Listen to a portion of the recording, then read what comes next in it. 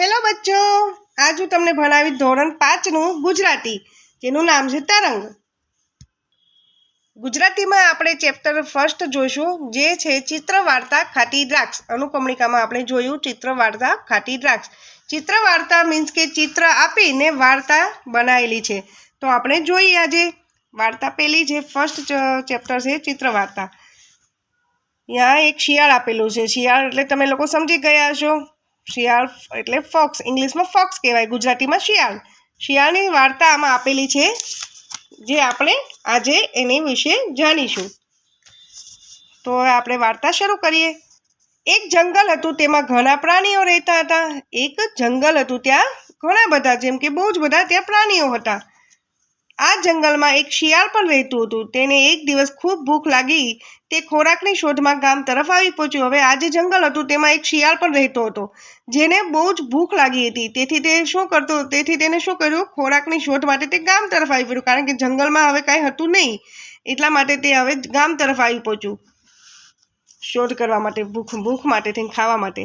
અહીં તેને ઘણા ખેતરો જોયા. હવે જે ગામ તરફ આવ્યું ત્યાં બહુ બધા ખેતરો હતા. ખેતરોમાં બહુ બધા ટ્રી હતા, જે દ્રાક્ષના ઝુમખાવાળા હતા.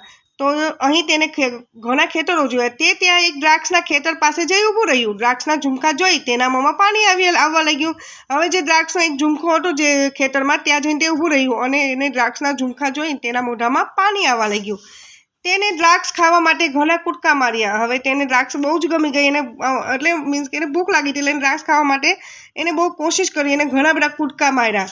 જો અહીં તમે જોઈ જ રહ્યા છો. પણ શું થાય છે હવે આપણે આગળ જોઈએ. ઊંચામાં ઊંચો કૂદકો માર્યો, પણ તેનાથી ઝુમખા સુધી પહોંચી ના શકાયું. હવે તેને ઊંચામાં ઊંચો કૂદકો માર્યો, પણ તે ઝુમખા સુધી પહોંચી ના શક્યો. તો જોઈએ હવે શું થાય છે.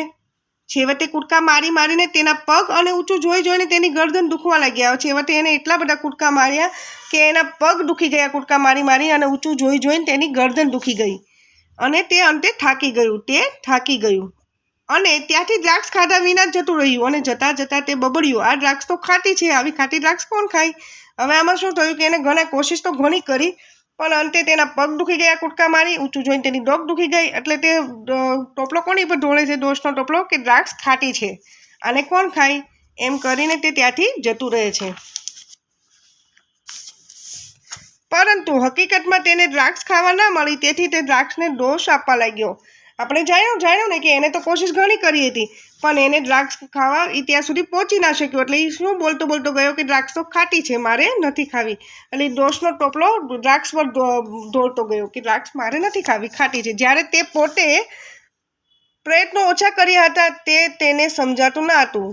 એટલે આમાં એવું કહેવા માંગ્યું છે કે એને પ્રયત્નો કંઈ ઓછા નહોતા કર્યા, એને સમજાતું તો નહીં. એને સમજાયું જોશે ને કે એને ઘણા બધા પ્રયત્નો કર્યા. એને દ્રાક્ષ લેવા માટે કેટલા કૂદકા માર્યા. ઊંચું જોઈને તેની ડોક બી દુખવા લાગી, તે કૂદકા લગાવીને તેના પગ બી દુખવા લાગ્યા. અને અંતે તે થાકી ગયું. એટલે તે બધો દોષનો ટોપલો દ્રાક્ષ પર દોડતો ગયો કે આ દ્રાક્ષ તો ખાટી છે, આવી ખાટી દ્રાક્ષ કોણ ખાય. આપણે પણ હંમેશા જ્યારે કોઈ કામમાં સફળ થતા નથી, ત્યારે પોતાની અસફળતાનો બધો જ ટોપલો, મીન્સ કે અસફળતાનો બધો દોષ અન્ય પર ઢોળી દઈએ છીએ. જ્યારે આપણે પણ કોઈ કામ હોય જેમાં આપણે સફળ નથી થતા, તો આપણે તેનો દોષ, તેની ગલતી આપણે કોઈ બીજા પર ઢોળી દઈએ છીએ કે આના કારણે મારે આ થયું. આથી ન મેળવાતી વસ્તુ પ્રત્યે નફરત ના ઉપજાવતા તેને મેળવવા પ્રયત્નો ચાલુ રાખવો જોઈએ.